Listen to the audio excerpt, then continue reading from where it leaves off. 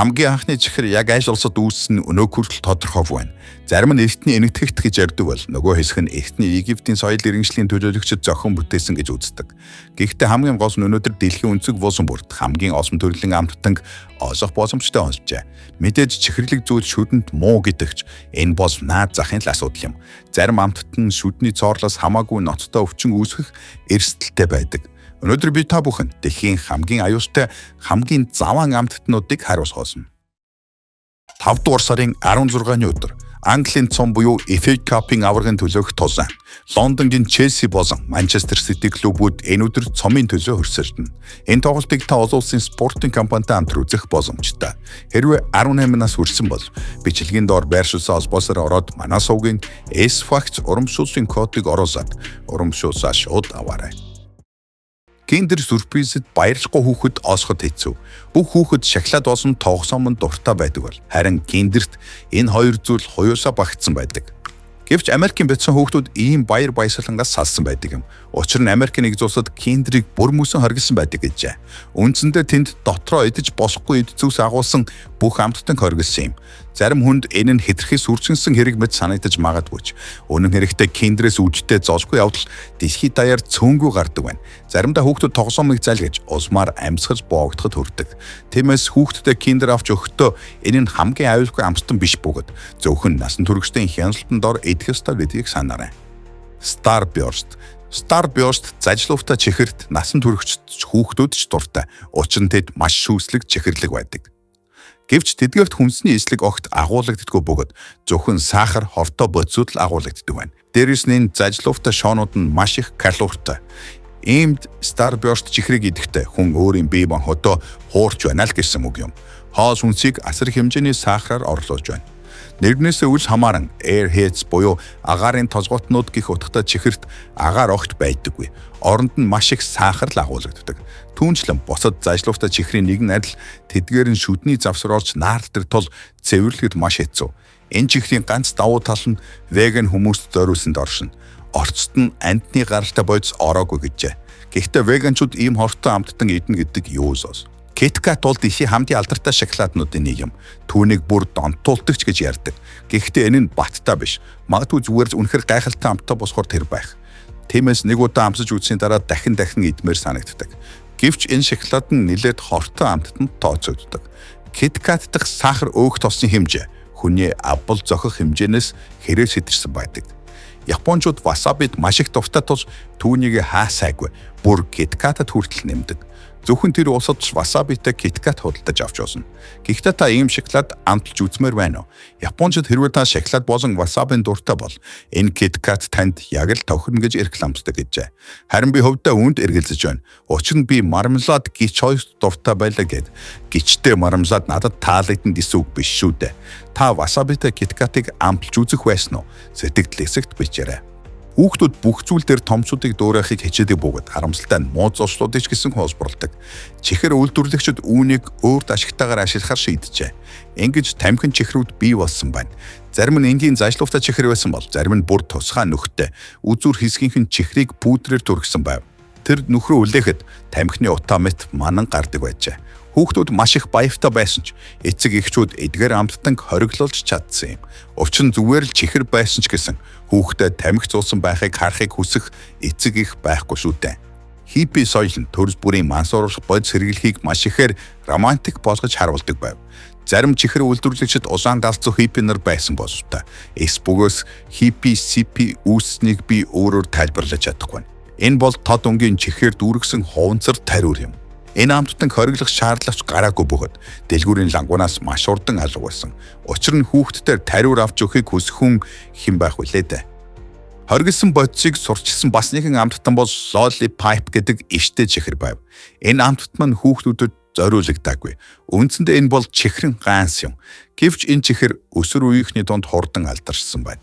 Ингэснээр Lollipipe эцэг эхчүүдийн анхаарлыг татаж тэднийг маш ихээр бухимдуулжээ.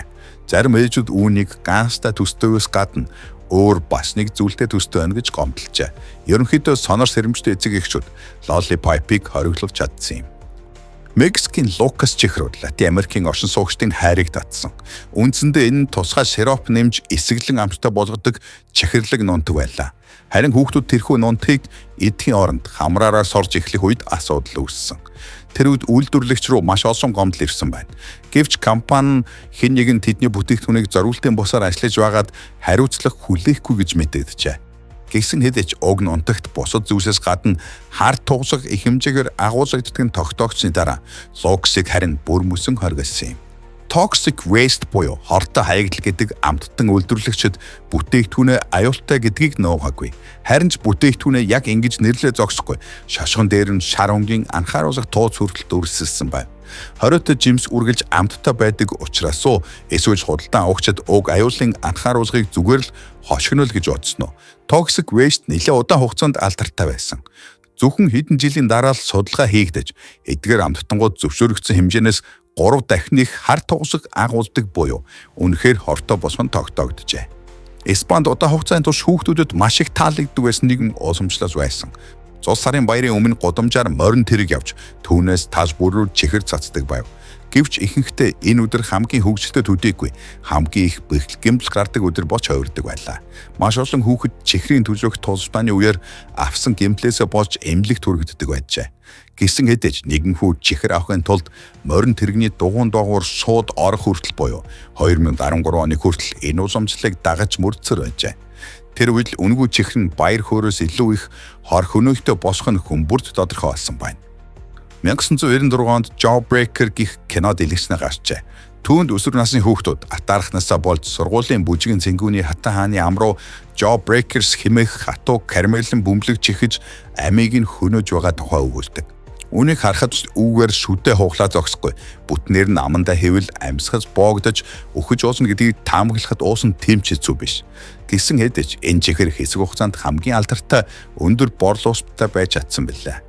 Олон жилийн турш төрөл бүрийн зайшлууртай Jelly чихэр үйлдвэрлэж ирсэн Gummy компани бүтээгдэхүүндээ баг зэрэг хошигнол нэмэхээр шийджээ. Ингээд дэлгүүрийн лангуун дээр roadkill буюу зам дээр дайруулсан үхсэн амтан гэдэг чихэрнүүд гарч ирэв. Ихэнх эцэг эхчүүд энэ хошигнолыг мэдээж хүлээж авсангүй. Тэд савсгаан дотроос машин дайруулсан амтны хэлбэртэй эрзэн чихэр гарахыг хараад маш ихээр цочирч соожээ. Амтны эрхийг хамгаалагчид өвөнд хэрхэн хандсан талаар бүр ярих хэрэггүй биз. Ямар ч тач roadkill-ийг худалдаанд гарсны дараахан бараг шууд тэр даруй хоригдсон гэдгийг хэлье. Butterfinger шоколад нь хэмжээгээр жижиг бөгөөд хөнгөн зуус шиг харагддаг. Гэхдээ үүнийг идэхээс өмнө та үүнийг Германд хоригдсон байдаг гэдгийг мэдэх хэрэгтэй. Түүний найрлагт маш олон генийн өөрчлөлттэй орцууд агуулгаддаг. Гэхдээ энэ нь ч хамгийн аимшигтай нь биш юм. Орцонд нь асаагуурын шингэнд хийхэд ашигладаг TBHQ хэмээх бодис ордог байна. Одоо танд Butterfinger-ыг ахин амтлах хүсэл төрөхгүй л болов. Нөгөөдгөр үт хорхоо бараг хүмүүрийн сэжгийг хүргэдэг. Үүнийг үж харгалзан бараг хүмүүр эрзэнэн үт хорхоо амталж үтсэн байдаг бөгөөд олон хүнд таалагддаг байх. Гэхдээ та ийм авраг үт харж байсан нь юу вэ? Энэ чихрийн урт 66 см. Энэ бол бэлхийн хамгийн урт эрзэнэн өтөн чихэр юм. Хэрв ганц хэлбэртэй чихэр олныг эвгүүр хүлж байсан бол шар аригны амттай эрзэнэн чихрийг хүмүүр баяртайгаар хүлээж авсан. 2014 онд Jelly Belly компани хамгийн шинэлэг бүтээгдэхүүний шагнал хүртэл авч байжээ. Шар аригны дүрстэй амттай чихэн лонх эсвэл пивний лац шиг савсгаатайгаар зарагддаг байсан ч алкогол агуулдаггүй байв. Эдгээр чихрүүд хүүхдүүдэд таалагддаг эсэхийг сайн мэддэггүй ч томчууд бол их л баяртай байлаа. Зарим хүмүүс багтаа нусаа иддэг байсан ч хинж үүнийгээ хүлээн зөвшөөрдөггүй. Учир нь энэ бол заваан зүйл. Гэхдээ Япончуудын хувьд тийм биш болстой. Энэхүү гайхалтай ард түмэн носон хэлбэртэй чихээ хүртэл зохион бүтээжээ. Тэр тусмал хүнийх биш, амьтдын нус. Тэдний дунд хамгийн алдартай нь Gorilla Burger юм. Энэхүү чихрийн нэр нь шууд утгаараа Gorilla нус гэж овчуулагдана.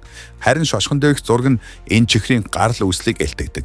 Бусад амьтдын нус арай бага алдартай байдаг. Жишээлбэл хусны баавга, эсвэл оцсон шууных. Шар аригны чихрийн амьсгтын дараа Jelly Belly шампан дарсан амттай чихэр гаргахаар шийдсэн нь алдаа байсангүй. Жижигхэн ориглон дарсан шилэнд савлагдсан шампан шиг өнгөтэй чихэр маш урдан сая хүний зүрх сэтгэлийг бузаажээ. Jelly Belly-гийн бас нэгэн ухаалаг санаа бол биеийн бүүсэлт чихэр юм. Хэрв та мөрөөдөд тоглоом дуртай бол үүнийг үнэхээр өндрөөр үнэлэх болно. Учир нь энэ бол жинхэнэ чихрийн үрлээд юм. Үрлээдийг эргүүлээд чихрээ аавна. Гэхдээ танд төрсөн өдрийн балуу эсвэл бөөрөлцөний амттай чихэр таарч усаас гадна буйлжс эсвэл бохор оймсны амттай чихэрч таарч болно. Гаднах байдлаар нь чихрийг ялах ямар ч боломжгүй тул танд ямар ч тохиолдолд сюрприз хүлээж байна гэсэн үг. Энэ нь тааламжтай байх эсхийг айцал мэднэ. Эрдэнэт баавганууд одоо ч зарагдаж байгаач Haribo компани орц найдвар дээр нь удаан хугацаанд туршилт хийсэн. Нэг хэсэг тэд баавгануудаа сахар агуулга болсон гэж сурталчилсан ч сахарыг түүнээс хамаагүй илүү аюултай чихрийн спектр орсуулсан гэдгээ нуусан байна. Гэвч азар өнөөдөр зарагдаж байгаа эдгэр баавгануудад энэхүү хортой орц байха болжээ. Nestlé-гийн Smartest гэдэг чихрийг хөсвөлж бас л хориглож устгаж босгоч тэд өнөөх хүртэл зарагцаар байна. Аз болоход өнөөгийн хүүхдүүд хамаагүй ухаалаг болсон тул өөрсдийн эрүүл мэндэд хор хөнөөс төдийлөн учруулдаггүй. Түүнээс гадна чихрийг хамраараар сорж эмнэлэг твцснээс зүгээр л амандаа хийж идэх нь хамаагүй тааламжтай шүү дээ. Хятад улс бүх төрлийн бүтээгдэхүүнийг дуурайлахын хийдгээрээ эхтнээс алдартай байсан бөгөөд ихэнхдээ хуурамч бүтээгдэхүүнүүд нь үнэхээр чанартай байдаг. Гэхдээ энэ эмийн бүтээгдэхүүнд хамаарахгүй. Хятадууд хуурамч сэтгэл гутралын эсрэг эм үйлдвэрлэж эмчийн жор шаарддаггүй дэлгүүрүүдэд зарж эхэлжээ. Шошгон дээрм эдгээр чихрүүд сэтгэл гутралтай тэмцэхэд туслана гэж бичсэн байдаг ч бодит байдал дээр бусад амтнуудын адил зөвхөн төр зургийн сэтгэл санааг үргэх чадвартай байв. Калифорнийн Hotleaks компани дотроо жинхэнэ шавж агуулсан иштэй чихрүүдийг худалдаанд гаргажээ. Гайхалтай нэгдүгээр чихрүүд зөвхөн Хэллоуины баяраар зогсохгүй, бусад үед ч эрэлттэй байдаг. Ийм олон төрлийн амттан байхад яагаад зарим хүмүүс чихээр бүрсэн аарц эсвэл хэхэнцэд торхоог сонгод үед ойл шоход бэрхж шавчтай чихрийн эргэлт өссөөрж байна. Нэгэн залуу ээж хүүдээ марамсаа тодолдож авчээ. Гэвч хайрцгийг нь нээхэд тэрээр маш их айсан байна. Марамсаадууд дунд 22 калибрийн 3 сум байжээ. Тэр гомдол даргасан хэдэж сумнууд яаж тэнд орсон бэ гэдгийг хизээж тодорхойлж чадаагүй юм. 2015 онд Массачусетс мужийн нэгэн гэр бүл шоколадын дотроос зүү олжээ. Яагаад тэр нэгэн шоколадыг зүүгээр хатгаж орхисон нь тодорхойгүйч. Дэлхий дээр хорон санаатай хүмүүс хангалттай олон байдаг тус хүүхдтэй амттан өгөхөөс өмнө шалгаж байх хэрэгтэй шүү. 2014 онд Сакраменто хотын бяцхан охин шоколад хазаад дотроос нь эм олжээ. Азар охин эмийг саналсгүйгээр зайлгаагүй. Учир нь бидний мэдэж байгаагаар эмчийн зааваргүйгээр эм хэрэглэх нь маш аюултай байж болно. Вашингтон мужийн Спокан хотын нэгэн хүн найзтайгаа Хэллоуины баяраар чихэр цогцолж байж.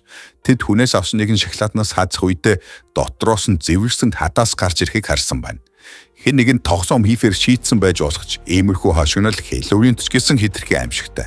Учир нь эдгээр амттангууд ноцтой үр дагаварт хүргэж болзошгүй юм. Fun Dip бол нэлээд хортой амтт юм. Үндсэндээ энэ нунтгсан сахар бөгөөд маш олон хортой амт оруулагч агуулдаг. Үүнд тусгай савхан чихрийг дүрээд дараа нь дозоож иддэг байна. Гэхдээ манай жагсаачмд байгаа бусад нунтаг амттангийн нэгэн адил зарим хүмүүс Fun Dip-ийг хамраараар соруулж эхэлсэн байна. Чихэр үйлдвэрлэгчтэй компаниуд бүтээгдэхүүнийг нь зөвхөн эрүүл ухаантай хүмүүс худалдаж авдаггүй гэдгийг санах хэрэгтэй. Хүний уран сэтгэмжид хэл хязгаар гэж үггүй. Үүний тод жишээ бол Sour Flash юм. Энэ нь хуванцар суултур дотор савлагдсан чихэрлэг нунтаг. Түүнд жоржингийн бүглөөс гаргах чиг хэлбэвтэй чихэр дагалддаг. Уг чихрийг эсэглэн нунтагт дүрээд дараа нь дозоож иддэг байна. Харин энэ суултураас гаргаж авсан нунтаг нь маш олон хортой бодис агуулдаг тул хилэн дээр цууралт үүсгдэг гэжээ. Олон хүмүүс гацуур модны гэрхэн чимэглэл дуртай байдагч шоколадны дотроос гарч ирсэн гэрлийн чийдэнд хэнч баярлах хүн завтай.